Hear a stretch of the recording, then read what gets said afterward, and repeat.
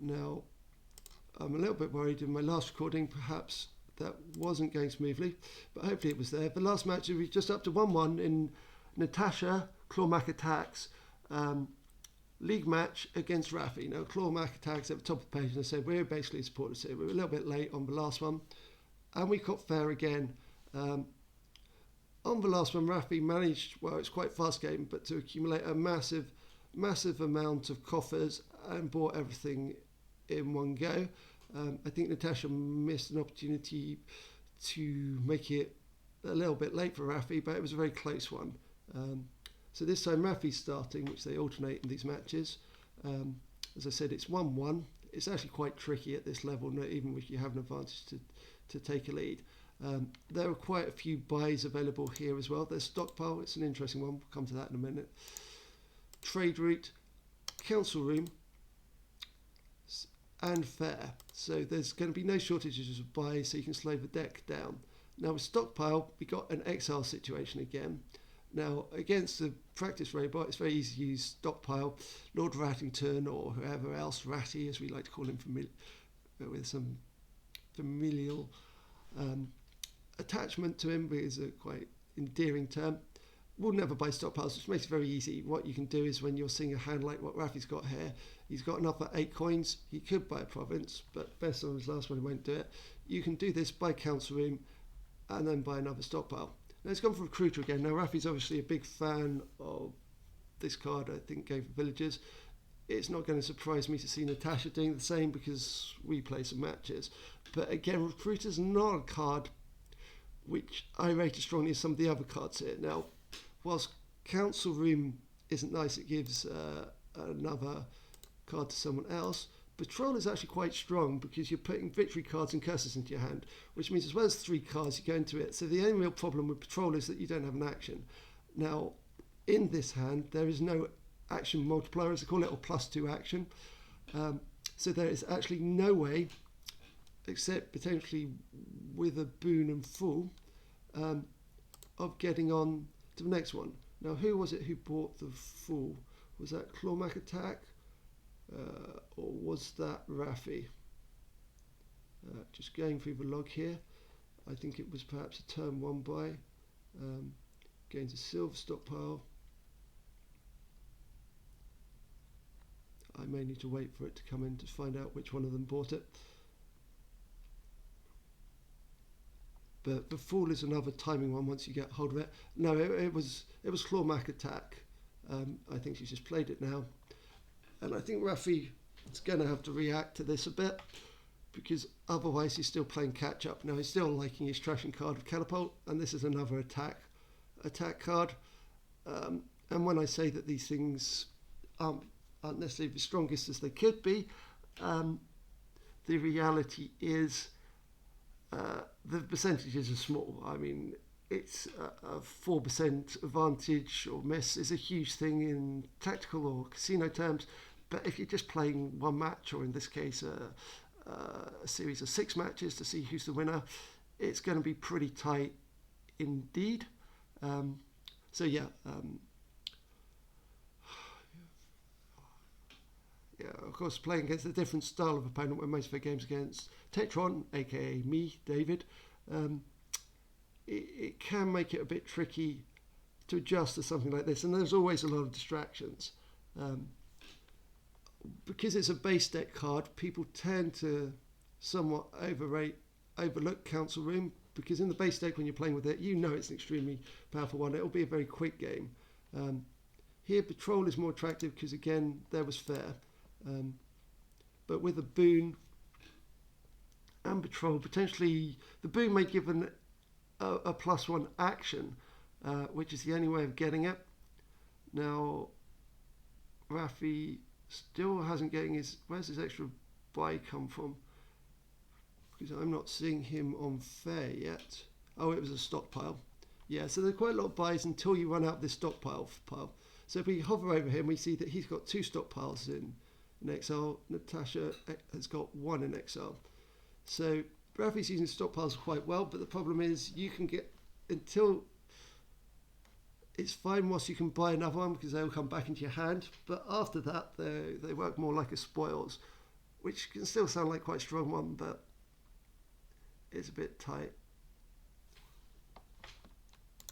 And what's it? So the stockpile's worth 3, so you can still trash it and do an attack. Now it's a bit more difficult to watch whilst Natasha is the top player, but she's got a patrol up there, so she's the player with the patrol. As I said, I quite like that card. She'll probably be discarding the estate for the boon, possibly for copper. You don't actually know what the next boon, or perhaps you do. Do you get to see the next boon? I've only just realised this. If this next one gains a Will-O'-the-Wisp, I can see it as a spectator. I think this is what's the advantage is. Yeah, so the next one doesn't get her one of these, which made the Catapult's a little bit tricky to know your choice.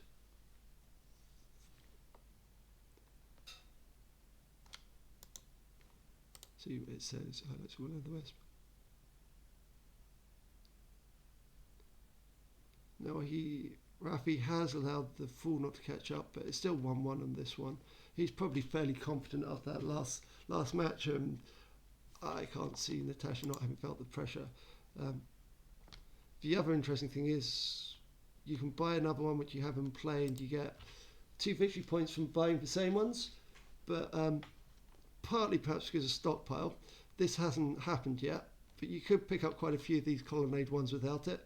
Fairgrounds may be why they're buying several different cards, and the card in exile still counts. It's 2 per 5 differently named cards that are in play. So potentially on this one,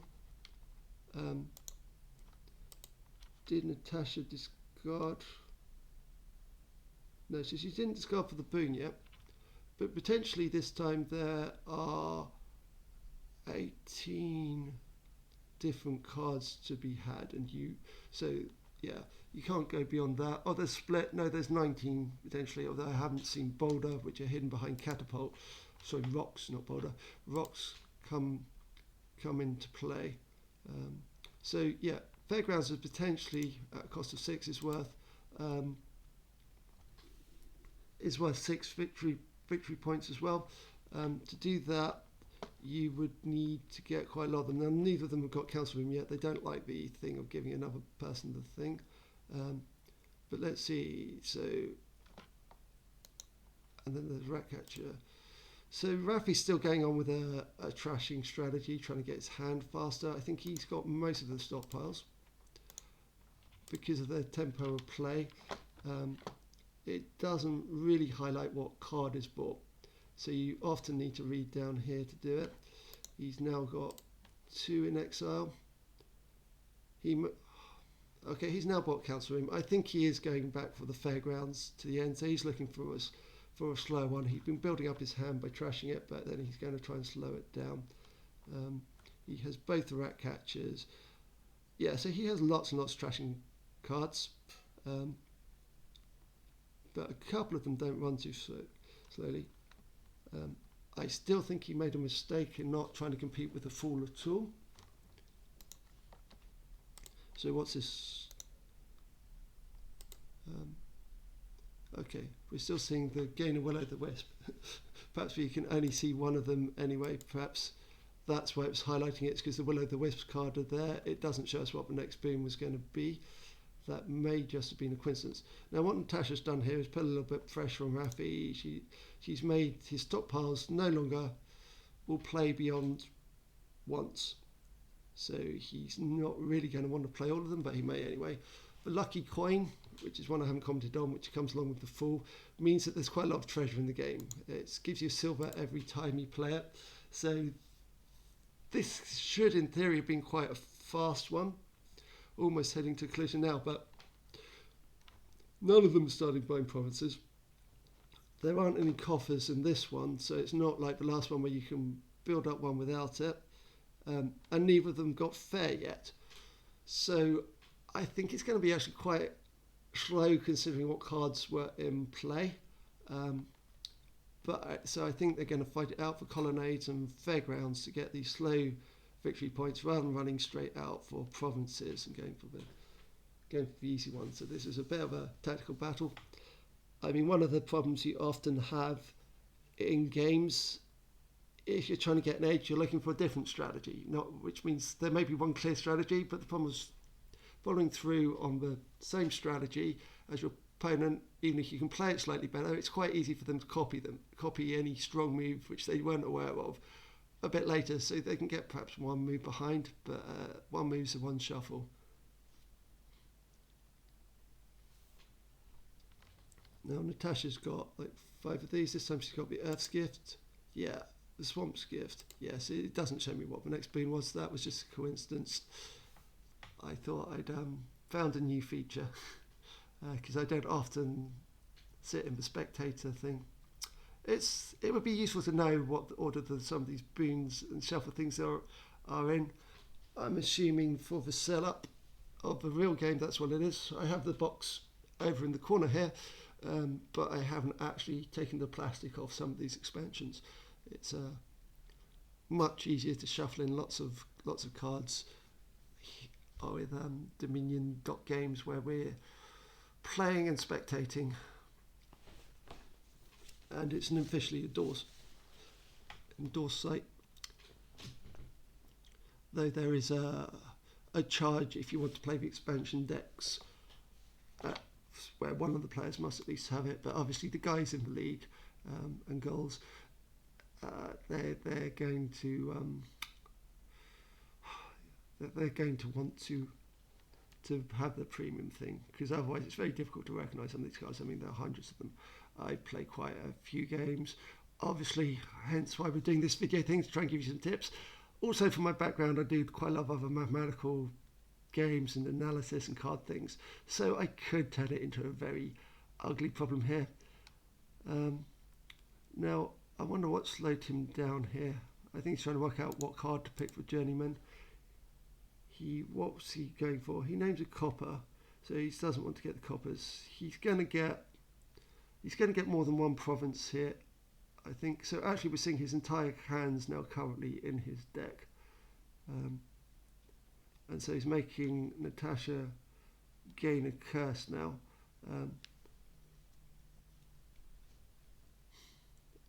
We may be at the maximum strength of this. It's still looking pretty good for Raphy, despite the fact he's ignored quite a key card here. The lucky coin has been giving him enough treasure to keep alive. He did have 3 of the stockpiles. Natasha's stockpiles, though, are still currently intact. And because it's quite a slow game, what happened there? We saw a take back, I think.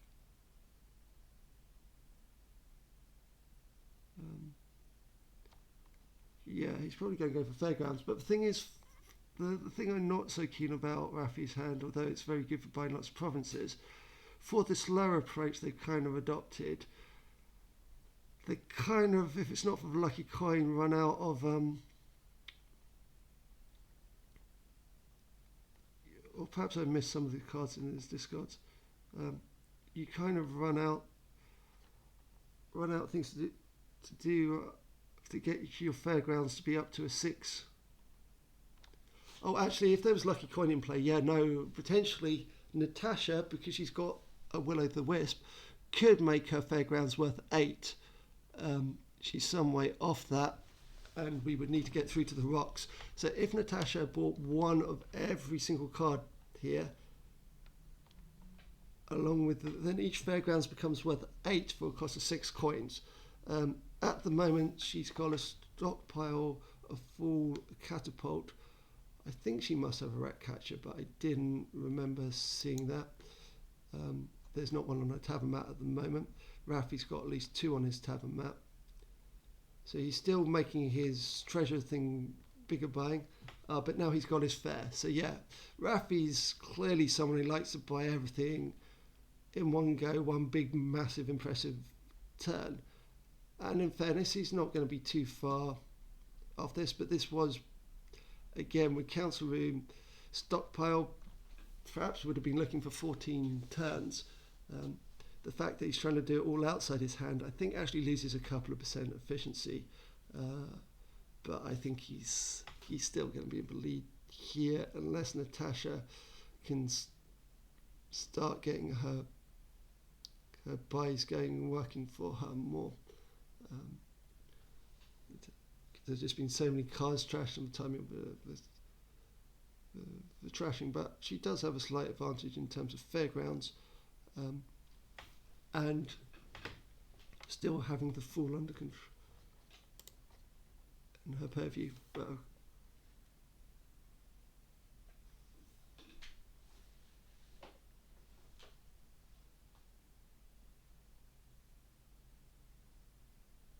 yeah, so she's trying to reduce the size of Raphy's hand, his ability to go through all of his cards in one turn.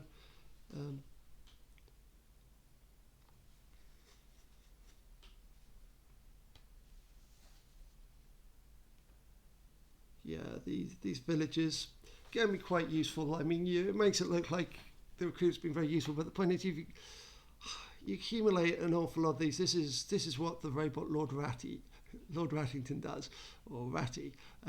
He will use his recruiter a lot. He will trash lots of cards, come up to this. Now, obviously, they can interact the other cards more efficiently than you will see the very primitive robot, which is just here for fun, more or less. But particularly if this was a multiplayer one, they'd get themselves in a lot of trouble playing it this low. Because the thing is, he's got currently 1 coin here. He has 8 a turn. But the lucky coins... Oh no, he's got 11. So yeah, he's up to 15. He's going to struggle to get up to being able to buy 2 provinces. So to even buy 3 he's going to be there. So it's still looking for more turns probably from here at least. But yeah, I'd be slightly worried. His hand does seem stronger than Natasha's, because he's got his fair in place, which is giving him these extra buys. He's still able to hold his stockpile back, so he seems very reluctant to want to buy, even to get the colonnade points, or the province points. It seems like he wants it to be all done in, as I say, a single final move, which there's nothing wrong with. I mean,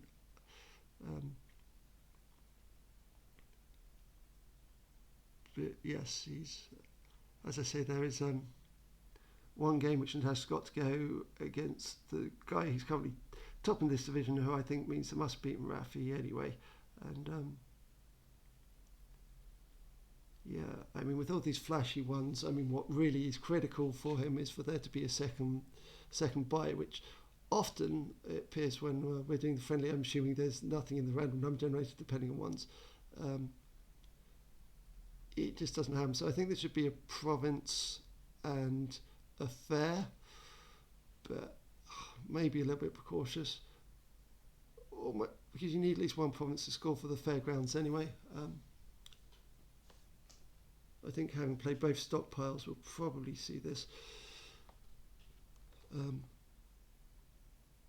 I mean, often, I think because it's not rated, both players can see the victory points, makes it quite easy for them. They don't need to work out how many cards they have of a certain type in this one. So, Raphy bought 1 province there. So he's now moving into his end game. He's doing his buying, but as I said, this is actually a little bit slow in terms of the buying. Yeah, he's in front, and I would prefer his hand to Natasha's.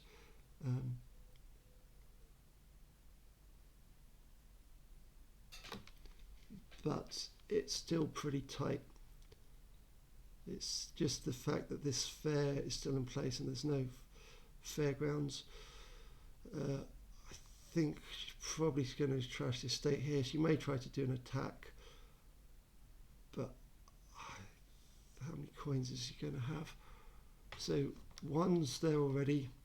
We can see potentially a further 9, which brings up to 10. So there's an option of a Fairground and a fair. And now, whilst I'm talking about trashing the curse being fairly obvious, you do still actually want, in order to get to the 20 cards for this Fairgrounds to be worth 8, you still need to carry 1 curse in your hand, which is slightly odd.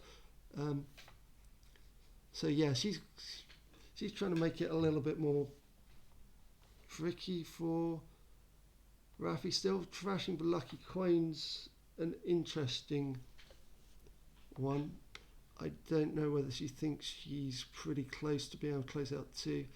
Well, she's still going for a province, so she's going for a classic closeout.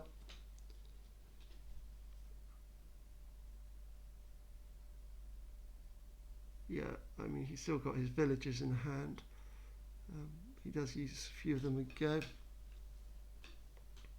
And we're now up to turn 14, which is, yeah, with both council room and stockpile. I don't think it would both go to this one, but perhaps they've been reacting to each other. But it still looks like, unfortunately, it's going to be a tough uphill battle from here for Clawmac attack. But as I say, it's a long day, and it's Boxing Day, and it's a Boxing Day battle. Who knows, it may come down to whose Christmas was most stressful, but these are early days. I think the other thing would be a demotion risk, and I think Clawmac attack has avoided that already with their performance so far. So yeah, not ideal, but we're kind of a bit new to this. And it's interesting to see these other styles. While I'm not quite sure we developed in our practice, it's how best counterplay when someone is doing something like this. Is there a better counterplay than just going for a couple of % lead over them? I'm not sure. As I say, my difference for the percentage thing would have been the recruiter card. You got both patrol and council room there. You could have just trashed your hand down with Ratcatcher, and yeah, whilst Catapult is an attack, and this lucky coin allows him to be doing this trashing of the silver. It's quite fortunate for him, really, that this is in play. But Natasha's now trashed hers, which, yeah, I wasn't really convinced by that. Perhaps I think it was a reaction. She's hoping to get the shuffle timing to end the game. So she's not going for a Fairgrounds thing, but it now limits her Fairgrounds to 6, because yeah, as you can see, he's still reluctant to use up his last stockpile. But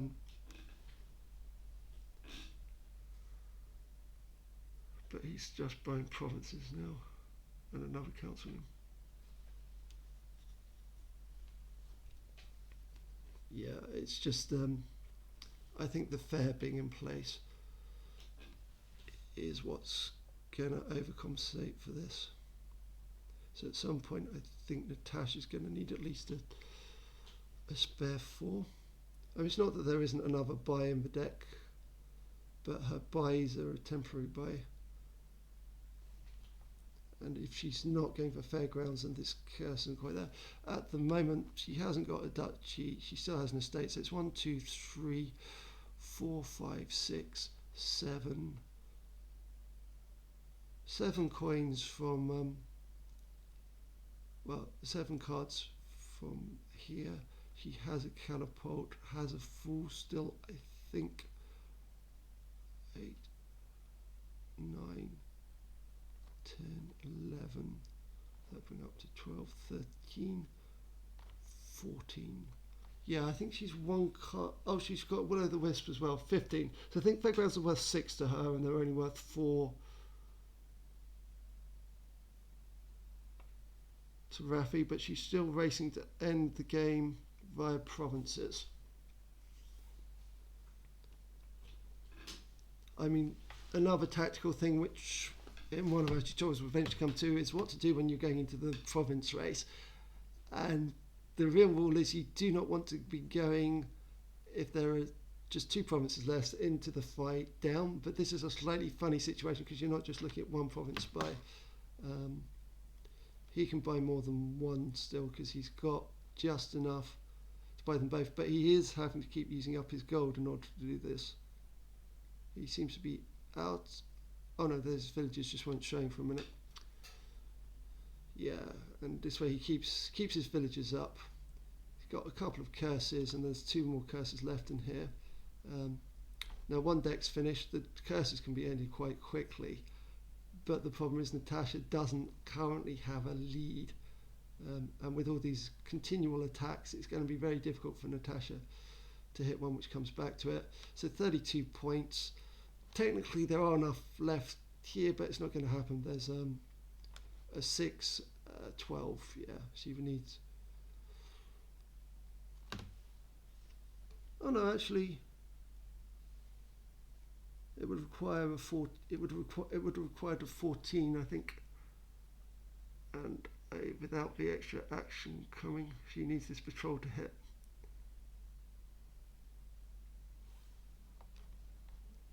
And it hasn't done so. So it's unlucky because actually there were some advantages in this. I mean, the game technically has got another one to go, but yeah, this has again been another cover. This has again been a fast one. He's been able to have these strong crashing hands, and with like a coin as well. I mean, the use of the catapult this way. I think Natasha was looking for getting a different strategy of approach from just copying here while she was second player. So this was 16 turns and Natasha only had 15. So yeah, there was a turn in hand as well, but it did end up with working out quite nicely for Raphy. So on to match 4.